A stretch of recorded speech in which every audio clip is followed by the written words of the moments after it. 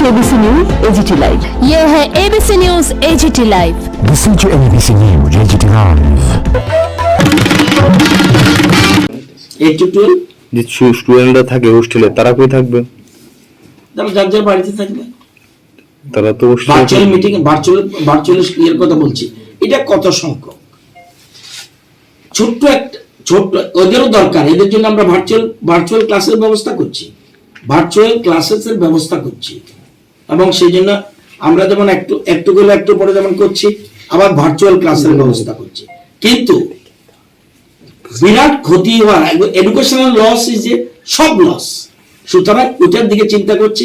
আর এখন যদি স্কুলে না যাওয়া হয় তাহলে আমরা ভ্যাকসিন দিতে পারবো না, সেটাও আমাদের এর জন্যই স্বাস্থ্য দপ্তরের সাজেশন যে আপনারা অন্তত 8 থেকে 12 অন্তত বিধিনিষেধ মেনে আপনারা ক্লাসটা করুন।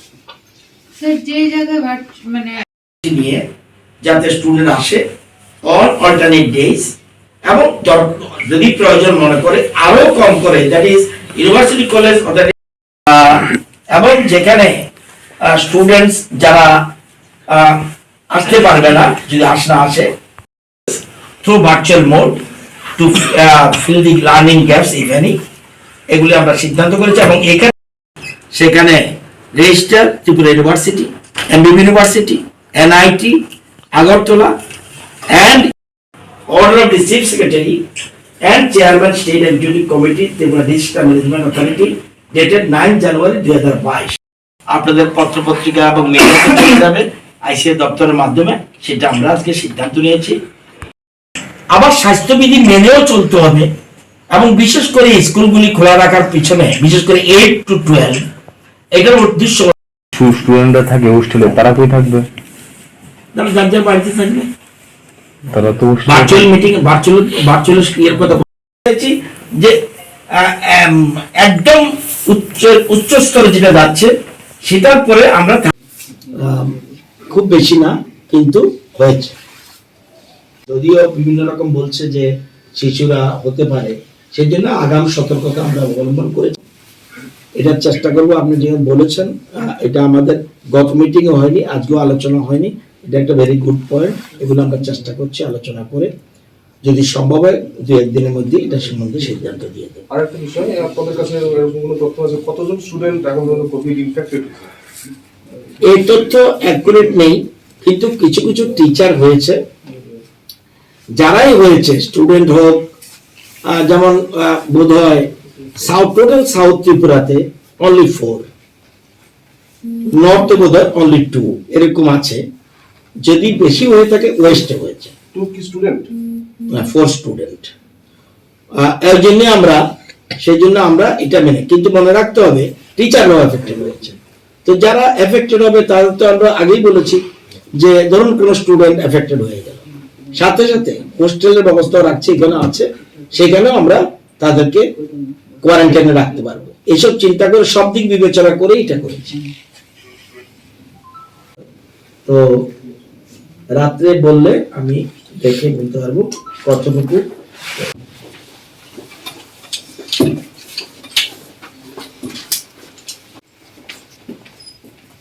আজকে বিদ্যালয় শিক্ষা দপ্তর এবং উচ্চ শিক্ষা দপ্তর যৌথভাবে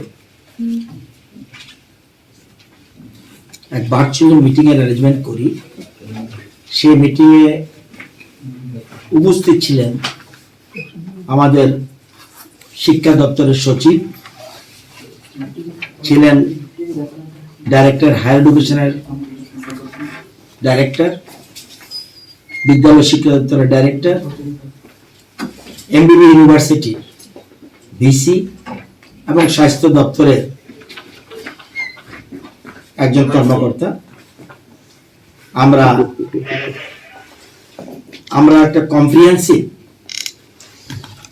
review of the existing Covid situation এটা নিয়ে আলোচনা করি। কারণ এর আগে আমরা 15 তারিখ পর্যন্ত বিদ্যালয় শিক্ষা দপ্তর পৃথকভাবে শিক্ষা দপ্তরের কিছু সিদ্ধান্ত গ্রহণ করেছিলাম, শিক্ষা দপ্তর, স্কুল শিক্ষা দপ্তর এবং উচ্চশিক্ষা দপ্তর। আজকে আমরা ডিটেইলস আলোচনা করি এবং ছেলে মেয়েদের স্বাস্থ্যের কথা চিন্তা করে and well-being of the students, minimizing learning losses due to disruption to regular classes, preparing students for board examination and competitive examination and for higher studies, and to continue vaccination of students. আপনারা জানেন 15 থেকে 18 পর্যন্ত বয়সের যারা আছে তাদেরকে এখন vaccine দেওয়া হচ্ছে।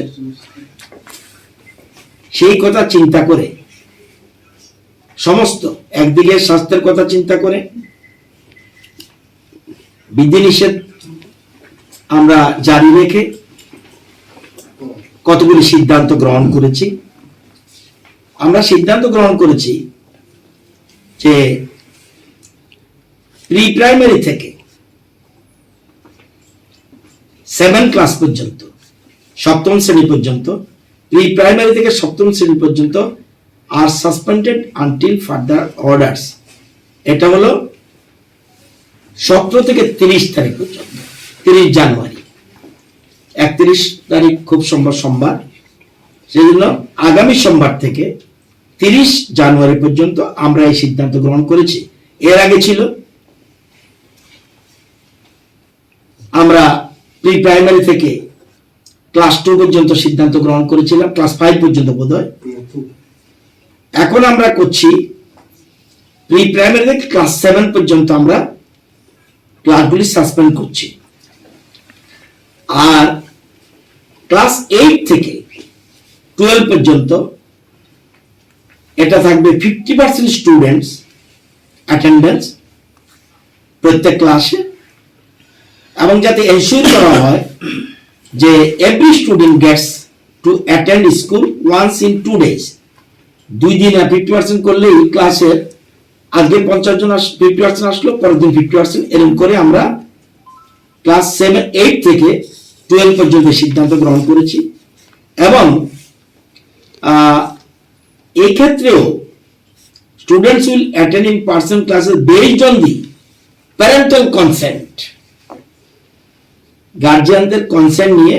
কারণ এখানে এখন দেওয়া হচ্ছে ভ্যাকসিন, সুতরাং তবুও প্যারেন্টাল কনসেন্টটা আমরা, which is of prime importance keeping in mind the health concerns of the students, তো প্যারেন্টাল কনসেন্ট লাগবে।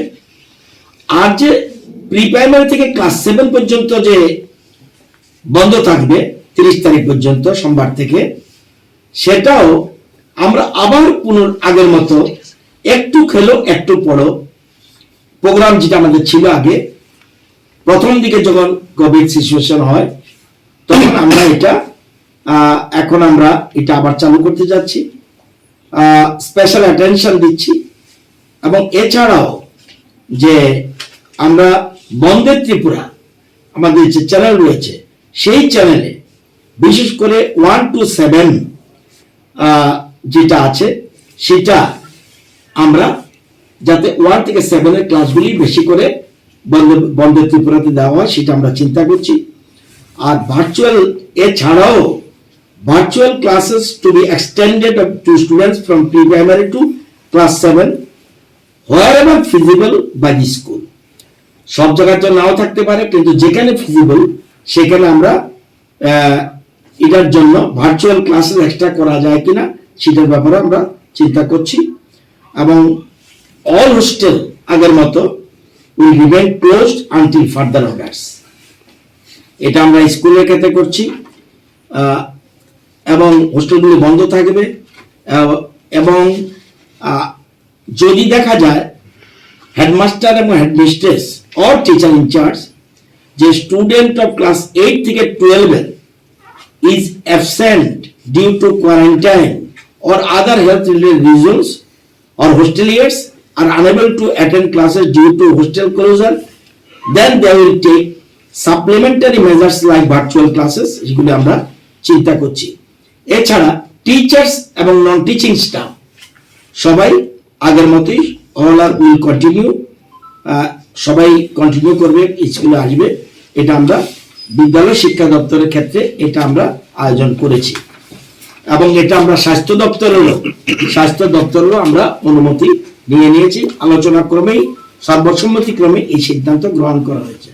একই মিটিংয়ে সিদ্ধান্ত নিয়েছি, সেক্ষেত্রেও আমরা বলেছি যে ইউনিভার্সিটি কলেজ এক্সামিনেশন যেগুলি আছে এটা যা আছে এটা কন্টিনিউ করবে। শিডিউল অলরেডি পাবলিশ, ইউনিভার্সিটি যেটা দিয়েছে এটা যথারীতি চলবে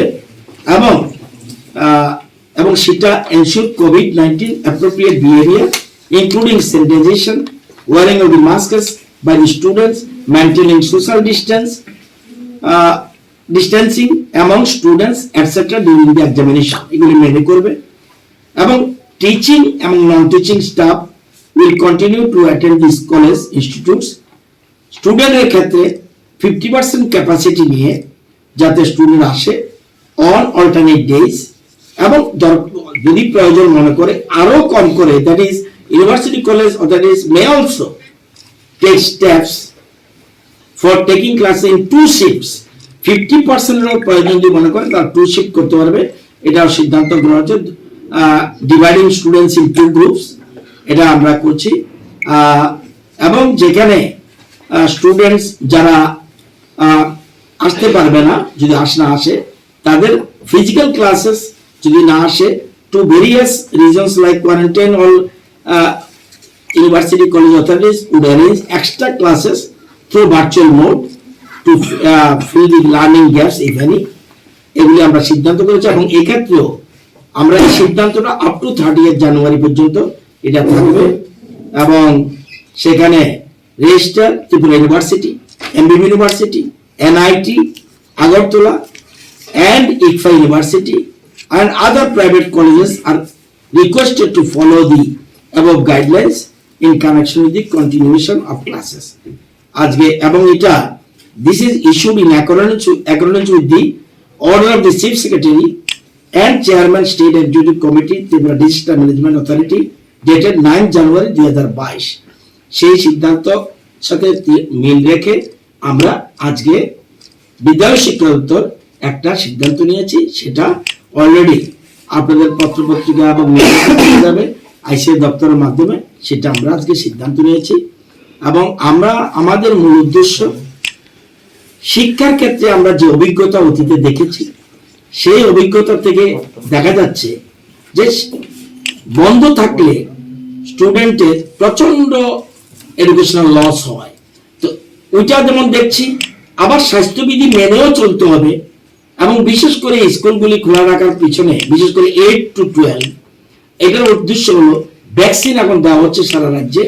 সেই যদি একবার বাড়িতে চলে যায় ভ্যাকসিনের প্রচন্ড হার্ম হবে।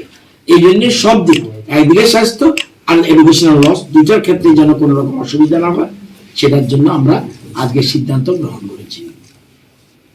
এসব তো নিশ্চয়ই আছে, কিন্তু যদি দেখা যায় কিছু সংখ্যকের জন্য বিরাট ক্ষতি হয়ে গেল, মেজর অংশকে আমি সুযোগ দেব না কেন?